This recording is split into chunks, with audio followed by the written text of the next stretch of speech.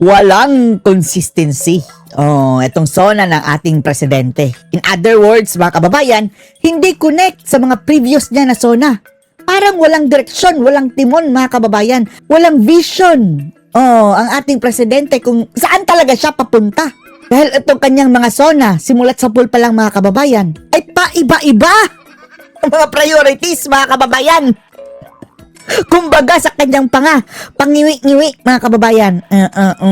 Hindi makadiretso. Ganyan kagulo ang mga SONA ng ating Pangulo. Kaya nagre-reflect ito, mga kababayan, sa sitwasyon ng bansang ito, na para talagang walang direksyon ang ating patutunguhan.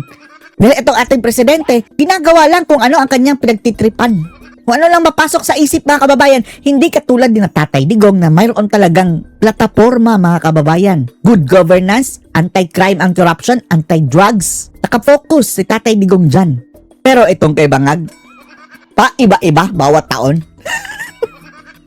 Taungasan kung matuturingan. Panoorin po natin ang obserbasyon nitong political analyst si Professor Ana Malindog Uy, mga kababayan. Mas nalungkot ako sa narinig ko sa SONA or na-witness ko sa SONA kahapon ng Pilipinas, and I can justify that as well. Why? Oo. Unang-una, kasi ako, if you understand the governance to a greater extent, and if you understand what you call, planning. Kasi lahat naman maliit, malaki, gobyerno o hindi, nagkakaroon ka ng strategic planning, di ba? Tapos may target goal ang isang organization. Direksyon, meaning, mga kababayan, sa isang leader, dapat mayroon kang direksyon na gusto mong mga kababayan, i-pilot sa iyong bansa. Si BBM, anong direksyon? Next year, mga kababayan, iba naman ang mga sinasabi. Hanggang napunta na tayo sa pagpapalipad ng rocket, mga kababayan. Is a country. So every administration may tinatawag kang flagship programs. At kay Tatay Digong dati, build. On top of the anti-corruption, good governance, anti-drugs, mayroon pa siyang build. Consistent yan, mga kababayan, si Tatay Digong. Pero si Bangag ngayon, next time, ayuda. Next SONA, sige, mag-inspection ako. Next year, papalipad ako ng rocket. Walang hiya. Planning. Ano ang gusto mong ma-achieve at the walang end plano. of the term as president. So, ang observation ko kasi sa Marcos administration, from first SONA niya until kahapon na SONA, parang disjointed ba?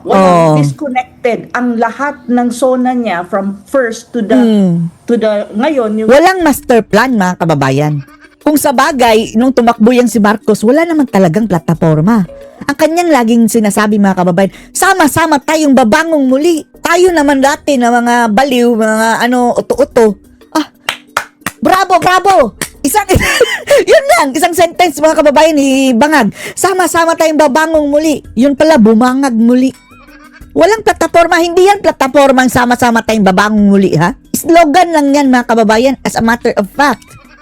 Walang kwentang slogan. Lambudo lang siya Akala kasi natin, mga kababayan, di ba sinabi niya, continuity sa ginawa ng mga Duterte. Doon tayo nadali, mga kababayan. Pero ang plataforma yun ni Tatay Digong. Ipagpapatuloy niya. Pero per se, sa kanya, mga kababayan, si Bangag, ang kanyang plataforma, isama-sama tayong babangong muli lang. Kahapon. Kasi, you know what? When you say government, ang kasi dyan is, kung ano yung sinabi mo sa first SONA mo, at second SONA mo, third SONA mo, follow up. Up to the fifth or the sixth SONA. Dapat kasi, ang SONA mo will continue. Every SONA kasi, you present the achievement of your administration based on the previous SONA. At ano yung na-achieve. And from there, you will follow through at what else can be done specifically dun sa mga hindi pa na-achieve based on the achievement ng... Oo nga, yan dapat, mga kababayan. Yung second SONA mo, dapat ilahad mo na doon yung anong progress nung napangako mo nung nakaraang SONA. Ito sinabangag, mga kababayan, ang daming pinakako sa mga previous SONA, tapos the next SONA, kinalimutan na. Walang natupad. Administrasyon. But what is happening in the SONA or even in the administration of Marcos Jr. ay iba, wala Hindi Mumingiwi, mga kababayan, pati ang mga plano niya, o mga SONA niya. Sila nagpibuild dun sa supposedly previous achievement nila, which is even a questionable kung mayroon nga ba. So, ang nangyari sa kanya kahapon, parang may mga listahan na naman siya ng mga bago niyang promises na Promises. gagawin niya within Big to be broken. the last 2 years of his administration. Less than 2 years. Without even saying kung magagawa niya yan kasi wala na siyang oras actually, dahil kung titignan mo talaga ngayon 2026 July, next week is August, you have what, less than 1 year or at roughly 1 1 year and a year. half. Kasi pagdating ng 2027, that is already electioneering. So lahat ng politician mo, and even him, will be very busy with the 2020 national election, even him. So, Nangampanya na. tignan mo, marami siyang mga Mukhang, duda tayo mga kababayan, mukhang tatakbo yung vice presidente. Ang visit na yan, tapos dadayain nila mga kababayan. promises na nilagay kahapon pero hindi mo alam kung kaya niyang i-accomplish yan at kung may budget ka nga ba, precisely because even he knows that he is actually borrowing money from multilateral agency to finance the treasury or even the national budget of the Philippines. So that is one observation. So ang sinasabi ko, yun ang problema talaga ng administration na to. They are disconnected from the realities on the ground. Oh, wala no. Talagang mga kababayan, disconnected from reality. Makaka-attest tayo dyan mga kababayan dahil sa pang-araw-araw na mga press briefing ni Claire Castro, napakaganda na ng sitwasyon ng ating bansa. Talaga. Si Claire Castro mga kababayan, grabe langit na tayo. Kung siya lang ang pasasabihin mga kababayan sa sitwasyon ng Pilipinas. Programa. Tapos yung nagsasabing naghihirap tayo, ang sabi niya mga detractors. From first sa una niyang SONA until now, hindi mo makita yung connection at saka yung progression. Kasi you're supposed Gumingiwi to progress ang mga from SONA. all of your plans na nilaid ground mo from the first SONA until the end of your term. Yun yung problema ni Marcos Jr. At saka mayroon kang sense na parang walang disconnect, alam mo, from the realities Walang program on the of government, And yung mga kababayan, na sinasabi niya at consistent. ang mga programa niya, parang sabi ko, ano bang nangyari sa kanya? Parang siyang nasa alapaap, parang siyang nasa hangin. Daig pa ang alapaap. Gusto na nga pumunta sa outer space, sa kalawakan na talaga. First observation. Kasi, Gagawa daw ng space portal? Anong binag-iisip nito si BBM mga kababayan? Gagawa siya ng space portal? For what? Provided na makagawa ka ng space portal, anong gagawin mo dyan? Now what?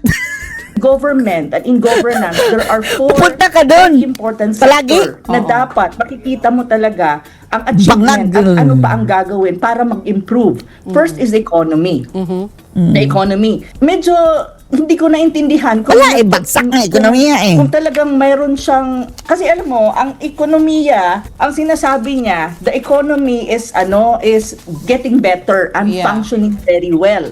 Sabi Oo ko, nga, kung sila ang pasasabihin talaga mga kababayan, lalo na si Claire Castro, napakaganda na ng ekonomiya.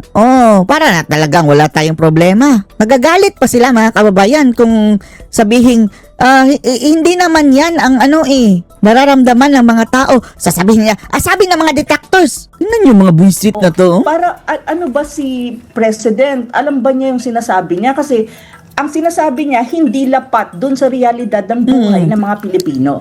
That is- Mambubudol kagaya ng mga kababayan, kagaya ng kanilang mga survey na Okta Research at saka RP Mission.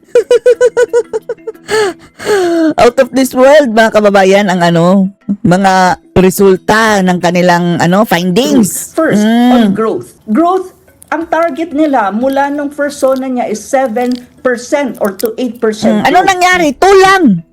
Last quarter, ang achievement lang ng kanyang administration when you talk about growth 2.8? is around 2% of GDP. Tingnan nyo mga kababayan. Isipin nyo na lang ha. Kay Tatay Digong umabot yan sa 7% or 8% mga kababayan. And the worst ha, bago kay Tatay Digong, Marcos Sr. nasa 3%. Worst na yun nung panahon ng mga martial law, mayroong mga kababayan, anarchy sa bansa, magulo ang Pilipinas. That is the worst. Pero pagpupuni na Junior mga kababayan, na mas worst pa pala, 2% na lang. Mababa talaga. Diyos ko Lord, 2%. Daig pa ang pandemya.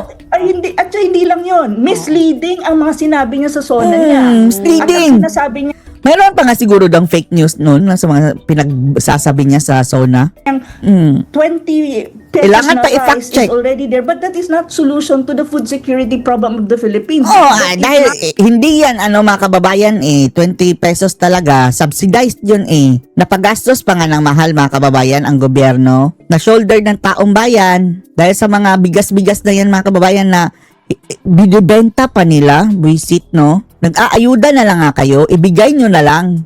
Naniningil pa ng 20 ang mga buisit. actually available to everyone. Correct. Oh yeah, that is really the truth.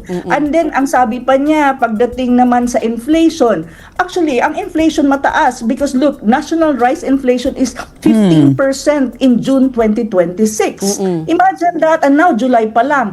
Tapos mayroon kang transportation inflation, may fish inflation ka.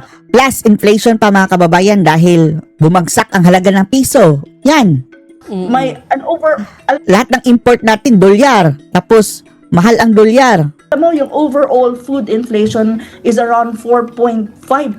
Yeah. So, at paano mo nasabi that the economy is actually, how do you call that? The economy is Better. actually Oh. better. Oo. Mayroon kang tinatawag Sila lang, ekonomiya nila. Kaya dahil sila namaleta sila na stagflation or risk, stagflation risk. Because my PhD is in economics, so I understand these things. So, ang sinasabi, ibig sabihin, hindi nag-grow ng masyado ang ekonomiya mo, mataas ang inflation mo, hindi maka-cope up ang population mo kasi ang kanilang purchasing power mababa. At the same time, yung tinatawag niyang tax relief, actually, in a way, it's a good thing, pero Pero plano pa lang mga kababayan. Pag mo kaming buladasan ng plano, bangag. Gusto namin, resulta na.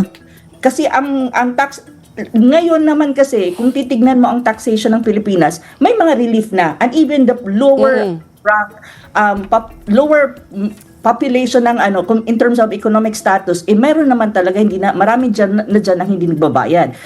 Kasi ang solution hindi naman to lower, especially the exemption ng tax, is actually to generate more jobs. Kasi ang employment sa Pilipinas mataas. So if you really look at how he described what you call the economy, actually medyo may sabi niya, we're not liars, but to certain extent We're not liars, punyeta.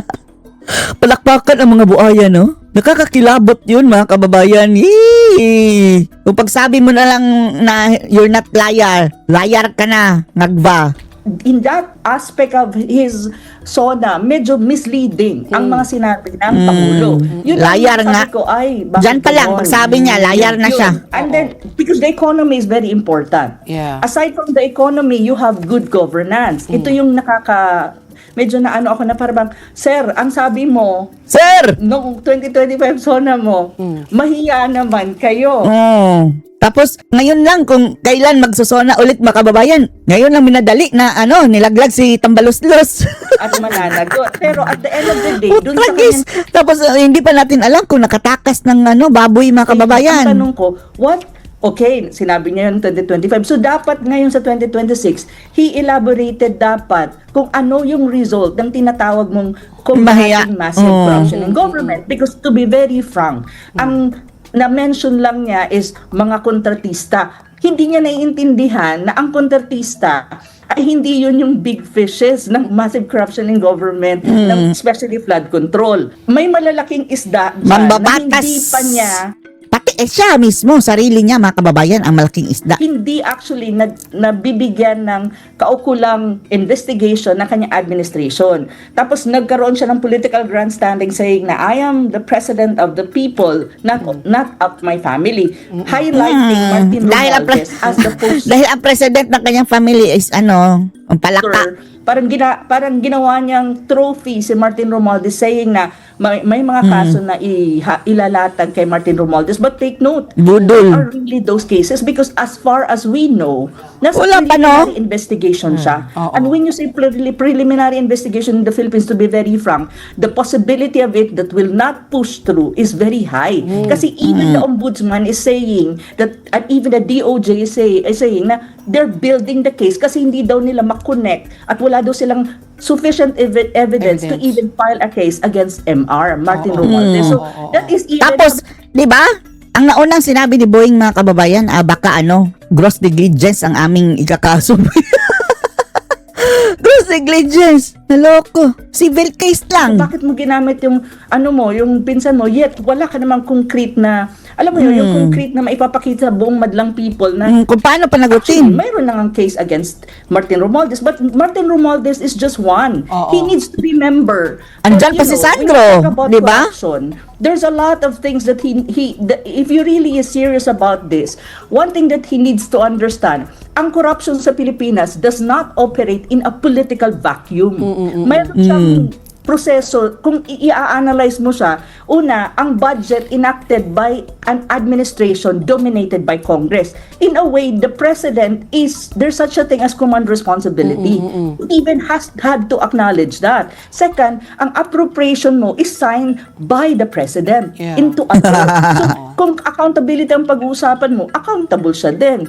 The second one is project managed by executive agency. Ang implementation, even ng flood control project, are implemented by the executive level because the legislative is just approving the budget or determining the budget of the different sectors or different agency of the executive level. So that's even his responsibility and his Command responsibility, no? as the executive. And contractors alam mo, yung sinasabi niya mga contractors doon na Ang solusyon dapat dyan, mga kababayan, ipa-impeach yan si Bangag. Kaso lang wais ang nangyari, nakipagbangag siya, mga kababayan, sa lahat ng mga politician. Ayun, sama-sama silang bumangag. Hindi na tuloy mai-impeach dahil lahat sila buaya. tulong. He actually forgot the fact that yung mga contractors na yan, accredited by the government, ang nagbigay ng kanilang mga kontrata is the executive level because the Oo executive nga, sa mga bidding, mga kababayan, is the implementing agency. Kaya si Marcos, And mga kababayan, wala officials talaga yan appointed, lusot. supervisor, politically allied with the administration. And even then, isa sa kanyang dapat ginawa niyang accountable is yung DBM. Basta ang DBM DBM, pero hindi niya sinabi kasi pinakita lang niya doon na si MR. Pati si Amina Pangandaman, mga kababayan, tinanggal na kunwari, tapos ando na. Naging na, mga kababayan, executive pa sa isang malaking bangko.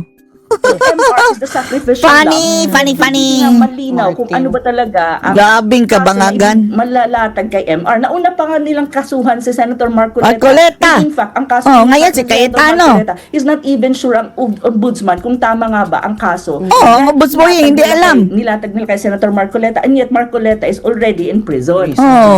Oo, ito Tapos, yung sabi ko, ano ba? si President Marcos. Senator Cayetano, payatas na daw yung city jail. Yan na ang sinasabi ni Lacson. Marcos, nakalapat ba siya sa lupa at sa ground situation and even in his administration when you talk about good governance? Kasi ang good governance, very important na binabantayan niya ng mga tinatawag ng investors sa Pilipinas. Kasi ang sabi Walang niya, bad governance ito kay Marcos talaga, mga kababayan. Bad. Worst. ito pa. Sabi ko, Evil.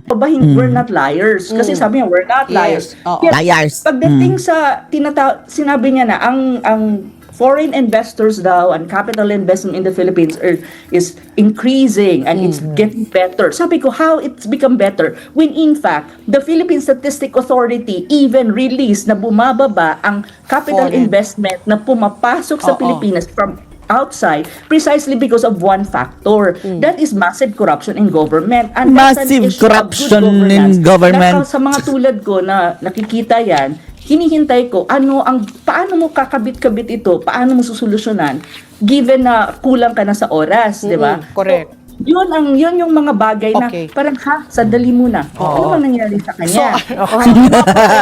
Talagang obvious po na dissatisfied po kayo. Before Nikki asks her next Bakit? question, I'm just Bakit? curious lang Sino po. bang satisfied? Overall po, Ang satisfied lang, mga kababayan, yung mga buaya. 10 out of 10, mga kababayan, ang mga buaya. ano ang rating po na ibibigay niyo po sa Pangulo? Itlog, 0. Completely 0. Okay, professor na professor. Okay, sa speech writing, grade Bagsak. 75, pasang awa or fail? Speech writing. Wag na yang isali mga kababayan dahil malay natin pinasulat lang niya yan sa maniniwala ka dyan sa mambubudol. Yung talagang content ng SONA, bagsak. Actually, if you ask me kung political grandstanding lang, and and trying to project himself na he's strong and blah blah blah. Strong. Ngipin. The delivery of the speech was good, I think. Magaling naman talaga mag-deliver ng speech Dyan. Dahil naman kababayan practice yan. Wala na igagawa. Nagpa-practice yan palagi mga kababayan, tapos magaling lang sa salita, wala sa gawa. Give it to him, si BBM. Pero hayaan mo yung impromptu mga kababayan, dubi-dubi-dup-dup, yap-yap-dip-dip-dip, ganyan yan. Magaling lang yan kung may binabasa. Kasi at parang memoryado. theatrical ang dating niya So, okay. 3, 4. Pero kung Substance. tatanungin ako yung substance, kasi alam mo, Wala akong substance, pakialam- zero. Ako kasi as a Filipino, wala akong pakialam kung magaling ka mag-deliver ng speech. Basta kailangan, Substance. ano ang laman ng sinasabi mo at ano ang Walang realidad laman, niyan walang at utak ang ng mga kababayan sa ground situation or sa Puro sa kabisitan. overall scheme of things. Pero sa substance talaga, I'm not kidding. I would give him, in a range of 5 is the highest, 1 is the lowest. I give him 1. So, Kami zero. Walang substance. Zero talaga kung ako. talaga nga. Oo, epic fail para kay Prof. Okay. naku, At hindi lang naman failure ni President Marcos yan. That's the failure of the whole Whole administration. government. Whole administration including talaga. Yung kanyang mga disipulo na nandyan Disipulo o mga jablo, mga kampon. Naku, mami, kahapon nga nag-usap po tayo bago mag-SONA, no? Disipulo. We were, hiningan po ko ng grado para sa administrasyon niya, his government, and him. Pareho po sila bumagsak. So, ano po ba, parang, I think she gave 3 to 4 ang binigay nyo. Kaya, in fairness to the rhetoric, bigay nyo naman 5, tumaas naman po kahit paano yung grado ni Pangulo Marcos, di ba? Pero ito po, ang dami po nagulat. Kahit po yung mga reporter na nandoon, binigyan po sila ng paunang kopya ng kanyang speech. Ang pasabog pala is yung entrada niya. Ito na nga po yung gumawa ng maraming headlines na hindi ako pangulo ng aking pamilya. Dahil si Lisa ang pangulo Ako ng Pilipinas at ang responsibility ko ay sa inyo mga Pilipino. Ay, nako! Ito po pala ay wala sa original niya na speech, supposedly. Ito po ba, masasabi po natin na talaga bang nakinig siya kahit paano po sa clamor nga ng mga tao for accountability? Ay, nako, nakinig, visit. Sonas, mostly, it's just motherhood statements, kumbaga yung mga inaasahan niya na roadmap para sa Pilipinas. O ito po ba ay parang, kung sabi nyo nga kanina, parang siyang hindi siya naging accomplishment report, parang at the end of the day, parang ang nabasa ko po, Prof, Budol. analysis kanina, he seems to be lacking a grand strategy for the next 2 years. So, would you say the whole speech yesterday was sort of a crisis management speech? I think the speech, ang political rhetoric, at ganito kasi ang basa ko dyan, from a political point of view, kasi ang background ko rin is political science. So I understand these things, and I'm not new to politics in the Philippines. My God, ano na ako, 40 I plus hate na, for drugs. God's sake. So, tumatanda na tayo. Tawag nito, political rhetoric ang nangyari sa SONA. They were trying to project the president, kung sino man ang kausap ng presidente para mag-compose ng kanyang speech, na para i-win ulit ang Pilipino on his side, even na patapos na ang term niya. Kasi nga, if you really look at the trust rating and approval rating of the president, talagang mababa siya. Kasi to the point, Marinato nag-negative Reyes, siya. mababa. Nag-negative siya, even net. That's even the net. And if you break down sa kanyang trust rating sa iba't ibang panig ng Pilipinas, especially, at saka even the classes like A, B, C, D, mababa talaga. Dumaabot siya ng negative. So I think what they're trying to do sa mga kanyang people is trying to come up with a speech na may political rhetoric, trying to put Negative. him parang maging strong siya at sabihin na, I'm the president of Wag the nang Philippines, mag-strong, I'm not of the Marcos. family. Para lang makonvince Strong ng ka mga dyan. Pilipino na is Bangag. serious, especially when you talk about massive corruption in government. Precisely because of the fact na ang alleged involved sa corruption, massive Siya. corruption in government, the so-called allegedly big fishes Siya. in this corruption is not even other people. It is he. It's really members of his own family and extended family. He himself. Yan naman ay nasa mga dyaryo na, nasa mga investigation na ng Senate at saka ng even ng ICI, and even many people are saying that. So kaya nilagay nila yung rhetoric na political rhetoric na I am the president of the Philippines and not of my family. So may I am ganon. the bangag. Ang problema niya, okay, that is a political rhetoric, but you know what? Filipinos are not stupid. You need to back True. it up with something concrete. And what's supposed to be the concrete thing? Then put an investigation sa alleged corruption ng kanyang anak. Really, properly. Oo nga, no? Make it like, Partner an yan, independent partner. investigation. Kasi ang Partner ICI, yan ni mga kababayan. Partner yan ni Romualdez. Si Sandro. independent creation niya yun eh. On the other hand, ano talaga ang mangyayari kay Martin Romualdez, and even there are even accusation and allegation against his wife na Oo nga, no? Hindi lang pala si Romualdez, no? Pati si Yeda. Pati si, Agriculture. yung hippopotamus daw, mga kababayan. Sino nga ba yun? Sabi ni Ka Eric. Si Asidre. the brother of his Oh! wife, and even in national irrigation, I receive a lot of information on this, but you know, I'm not always like have the time to write things about it. I know many things. So sa akin, if you really want to make a reality of that kind of political rhetoric, then do something about it, even within the less than 2 years in your office. Ma'am, so if O kasi mahirap yung puro kasalita. Ayun nga Rhetoric. sinasabi ko. Puro daldal. Talagang Puro marketing pangako. Puro walang budol. Puro Oh, budol. salita, walang follow through. Yun yung problema niya talaga. So ma'am, para po maiwasan na manatili itong isang political theater, kumbaga, yung nangyari kahapon nga po sa paningin po ng mga kritikuhan, Mag-resign na lang siya. Oh, yan. no, it was a political theater. Wishful Para po thinking maiwasan, natin. ano po ang kailangang gawin ng ating Mag-resign. in the next 2 years? Sabi nga ni Patty, di ba, low-hanging fruits, parang yung pagkumpuni dyan sa sidewalk sa EDSA, yung mga ganyang bagay. Yung iba po, they lost hope already that the president can still Wala do na. something. But Wala as na. Filipinos, I still want to be optimistic. Ay, Kasi Diyos nga, ko, lagi Lord, sinasabi, optimistic. we may not be for him, we may be for Bangag yan eh. Hoy, host. Nasa Inidoro na tayo. For your information. But at the end of the day, ang kanya pong tagumpay ay pagtatagumpay ng ating bayan. Wala na nga. Andito na tayo sa basurahan. Ano bang tagumpay sa basurahan, mga kababayan? Wala na. Ano po naman ang ating maipapayo halimbawa sa Pangulo? Lumayas. na 12 taon Lumayas na, siya sa para pwesto. naman yung mga kritiko na nagsasabi nga na yung kahapon ay isang political theater ay hindi manatiling teatro lamang. Magandang tanong yan. At ako naniniwala din sa sinasabi mo. No, I am one of the known political critic, I think, of the current administration ng BBM. Pero naniniwala ko sa sinasabi mo rin na ang success niya ay success ng buong Oh, bansa. itigil na niya pamumulitika niya, mga kababayan. Iba ang direksyon niya eh. Iba ang priorities niya. Kaya nagkakandaleche-leche siya. Sa ating mga Pilipino. That's true. Now, limitado na ang oras niya. Roughly less than 2 years before 2028 national election. And at the same Kumbaga sa mga kababayan, mayroon ng ang kanyang termino, mayroon ng taning. Oo, taning na yan, mga kababayan, di ba? Ang kanyang termino, ha? Dahil alam natin kung hanggang kailan lang siya. time, kulang na rin ang kanyang maneuvering at saka marami siyang kailangang haraping problema. Now, ang payo ko lang sa presidente, choose one specific thing that you think you can do and you can really do it properly and with implementation and follow through. Wala Inuuna talaga, mga kababayan, sa tingin ko, yung priority talaga ni bangag ngayon, mga kababayan, is pigilan si Sara Duterte na maging presidente sa 2028. Wala nang ibang priority. Bahala na kayo, mga Pilipino. Basta ang priority ko ngayon, ang effort ko ngayon, pigilan si Sara na maging presidente. Yan ang priority. Totoong priority ng ngagba. And do it. And I would suggest good governance. Wala na. Marami siyang sinabi na hindi siya Bangag governance hindi na. siya presidente ng pamilya. Then prove it.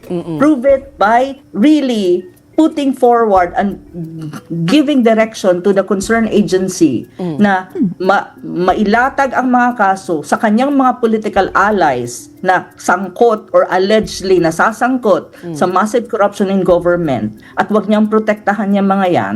And then, pati pamilya niya, kung sino man ang, kasi may alleged talaga na nandyan. Gawin mo yan. Kaya niya yan within the law. Pati sarili niya. Yan ang problema. Dahil Paano niya i-execute yung paghahanap ng katarungan kung siya mismo dapat panagutin? Within the less than 2 years na mayroon siya. Oo. Wala Yun na. lang. So, Kasi wala hindi na. wala na siya magagawa. Oo. Masyado. Wala naman siya. Pero Prof, ano nga, no, kung sabayin natin maging sacrificial lamb nga po si former Speaker Martin Romualdez, do you think that is going to allay the fears of many? Or is that going to give the needed boost, the needed confidence para maano ulit tayo ang Mabuti yan mga kababayan kung totoo yan. Ang daming ibubulgar ni Romualdez. Ang daming niyang alam na mga buaya dyan sa Congress. Lahat ng yan, ang mga buayang yan. Sama-sama yan sa kulungan. bayan na, ay, finally, may ginagawa. Kasi, di ba, sa isang taon na, since the last SONA, when he said, mahiya naman kayo, till yesterday, yun ang pinakakaabang-abang. May mga, Kabaang-abang. nasa kulungan na nga, di ba, may mga ilang mambabatas, may Diyos mga ko Lord, ilang mambabatas. Si Jinggoy lang naman nandun eh. mga ibang engineer. Pero yun, inaabangan na sinasabi nilang big fish and everybody's pointing their finger at former Speaker Martin Romualdez. Is that enough? Do you think? Even if, let's say, no, makasuhan, kasi sinabi naman ni Ombudsman Boying Remulla na tinitibayan lang nila yung case build-up, pero marami na. Tapos inanunsyo rin na sinubukan rin ni former Speaker Martin tumakas, umalis ng bansa. Malamang nga, nakatakas na. So yung mga ganon, kung siya po yung magiging sacrificial lamb, yun na ba ho ang makikita niyong sagot? No, I don't think so because I think this is all drama. I really don't think Yes. Same observation, drama lang yan. they will, ilalaglag nila sa MR, to be very frank. Why? Because MR knows many things too. Do you really think MR does not know anything? And do you really think if they really put him in jail na walang gagawin sa MR also to implicate them? Because at the end of the day, MR is a legislative yan eh. Ang implementation, ang disbursement, ang corruption ay nasa executive. Din, ha? So, ang command responsibility is the Ay, sangkot yan sila mga kababayan lahat. Para yung galawang sindikato. Tapos ngayon, cleaning up their mess na. president. Ang kanyang anak na si Sandro ay nasa Congress. Do you really think the former speaker walang alam at walang hawak din na ebidensya? So magkakaleche-leche sila. And do you really think Marcos Jr., Lisa, and the rest hindi alam ito? Ang consequences ng gagawin nila? I really don't believe anymore in this administration when you talk about these things. Kanina inask mo ako kung ano pa ang pwede niyang gawin para lang convince ang To Filipino redeem people. himself. Diyos ko Lord, wala na. One thing. Step down. Yan talaga. Step down. Because really, there's no credibility anymore in his administration. Now, if he doesn't want to, hindi siya talaga mag-step Yeah, down. oo. Alam naman natin yan. Then do something really, make a sacrifice na, kung gusto niya, may political will naman siya, di gawin niya ang dapat niyang gawin. Pa-investigate niya. Alam mo, kung talagang gusto Even niya himself. ma-redeem ang sarili niya at kahit papaano magkaroon siya ng tinatawag na legacy even in one aspect of his administration and governance, unahin niyang ipa-investigate lahat ng kanyang political allies na very close sa kanya na nasasangkot sa alleged massive corruption in government, especially flood control, and even his own family members who are Even in himself. government and have access to government funds. That is what I can say. Now, if he can do that with his political will and his power, then probably he will have something good before he ends his term. Because good governance and massive corruption in government is one of the very glaring problema ng kanyang administration. Glaring. Kahit anong sabihin niya na blah blah blah blah, gagawin niya lahat. At the end of the day, everything happened in his administration. He is the president. He has command responsibility. He has access to everything, even intelligence. So dapat alam niya yon at dapat magawa niya yon within the 2 years na mayroon siya. So he ewan has na to do natin. something drastic Wala na. to redeem himself. But Yes. of course, Resign. ako, Tama talaga, resign. The skeptic in me, I doubt na syempre kakasuhan niya yung asawa niya o anak niya. Akala nga yung speaker na pinsan nga niya. Pero kayo rin po, kayo po ay nagdududa rin na ilalaglag niya talaga yung kanyang pinsan. Although he said, di ba, I'm not the president of my family or of my friends. And he said nga, may Bangag. case build up na. Pero ako, kung ako rin si former Speaker Martin Romualdez, just the humiliation and the shame, 'di ba? That all Hindi sapat ang fingers humiliation. are pointing at you. his house. Oh. The house, he was Do you formerly really think- Speaker of the House. Bahay niya. But Enrique, Hindi sapat ang mayroon humiliation ako mga sa kababayan. Dapat nahiyain nga yan. Ano ba yung humiliation kung para sa nanakaw ng mga kababayan na trilyon? Diyos ko. At isa pa, wala na yung mga hiya, mga kababayan, wala na yung hiya. Hindi na yan ma-humiliate. Dalawa. Kasi you're also, you know politics in the Philippines. Do you really think the former speaker can do all these things without any Oo nga kind naman. of... Oh, talagang, Support oo. or Oo. Kumbaga, Diba? he Come cannot on. do it alone. It is not, you need a village. president. You need the House of Congress. Saka sinabi po niya, di ba? Even the executive side. Kasi pera yung pinag-uusapan natin. May pera eh. disbursement Oo. lang eh. Pero yun na nga yung nakakalungkot, Prof. Kasi parang naging systemic na talaga. Parang talagang automatic na may commission. Sabi ko nga kay, I don't know who I said this too many times. I said, I don't mind you get a commission, di ba? Sa SOP na nila Sa yan. SOP. But Wala eh. Kahit commission, that is corruption, mga kababayan. Wala talaga. Yan talaga ang dapat alisin. you know, manage your greed nga. Not naman to the point na 25%, 40%, Ay, 100% na nga dahil ghost or pa. 50% even. Hindi, 100% dahil ghost project na. Maybe, you know, if it's already nakatuck in there, yung 5%, sabihin natin, 5%, to be divided. Diba? O 1% for the Senate, 1% for the Congress, Nako, 1%. wag na. Ito, kurakot din ang isip dito, no? Wala talagang komisyon dahil kurap kahit pa 0.01 yan, mga kababayan, kagaya ng rating ni Risa. Corruption pa rin yan, kahit piso yan. Nagnanakaw pa rin kayo, mga hunghang. Pera na yung taong For bayan. the LGU. Wag mong 1% for the executive. i-justify. Then it's manageable because you can tuck it in. I think most countries are doing that. Diba? 10 to 5% Ako margin. 5%. kumbaga. Ako 5%. 5%. Isipin nyo na lang, trillion, mga kababayan. Ang 5% yan is 50 Tama billion. na. Kasi billions. Tapos, ang budget ng bansa ngayon, next year, 7 trillion. So, 5% dyan. Billion pa rin. Talagang dapat itigil na yung corruption, mga kababayan, sa pamamagitan ng transparency at matinding parusa. At maglagay tayo ng hindi kurakot na leader. Sa pinag-uusapan natin eh. But once you really go overboard and go over 20%, ay talagang ano na yun, sukdulan na yun ng sakim ka na talaga. Kasakiman. Greed nga Na- daw, greed, sabi oo. nila, kumakain daw sa manage it. sistema natin ngayon. Yes. So, Ay, because it's ghost systemic. project.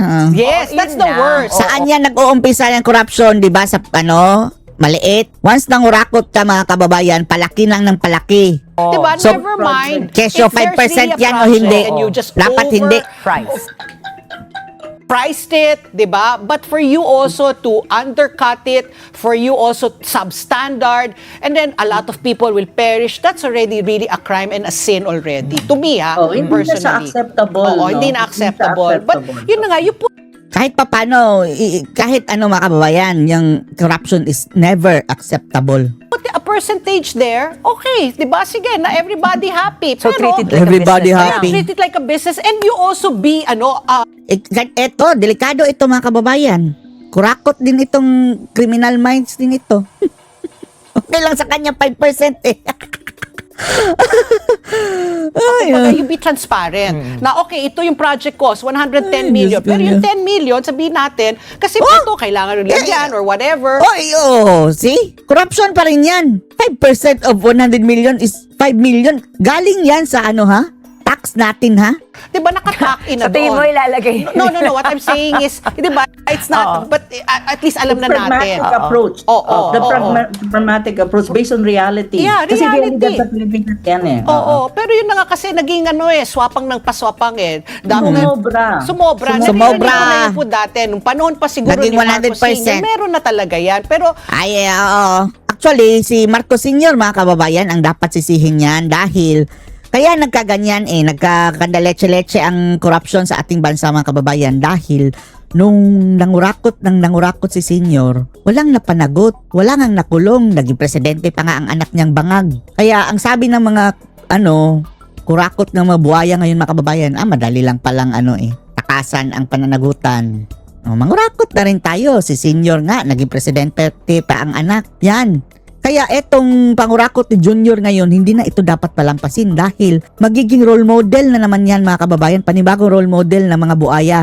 hindi ganyang kalalaki ng mga Hindi porsyento. kanyang kalala. Oo. Kasi Alam mo, Pat and Ricky, during his father's time, to be very honest, may corruption din. Maraming Yes. accusation. Kaya nga. FM. Oo. Diyan nga sila, di ba? However, if you really look Diyan nga sila sumikat sa pagiging korap. his father, infrastructure, the golden age of infrastructure started with his father. Oo. Until now, makikita mo yung mga infrastructure project, San Juanico Bridge, that's FM. Pero nangurakot pa rin. Marami na hanggang ngayon, nakatayo pa rin at nagagamit ang Pilipinas. But the worst thing in this administration, wala siyang flagship infrastructure Wala, project ayuda. na makikita niyang kanya. Some of Worse than kanyang ama. are from previous administration ni Oo, Duterte. carry over. Namana Oo, na lang. oo, Over carry lang. over. And at the same time, Tapos, yung namana pa niya mga kababayan, na nilagyan na lang niya ng pangalan. Yung mga ongoing, pinabayaan pa kagaya ng subway. Ang mga bangag talaga.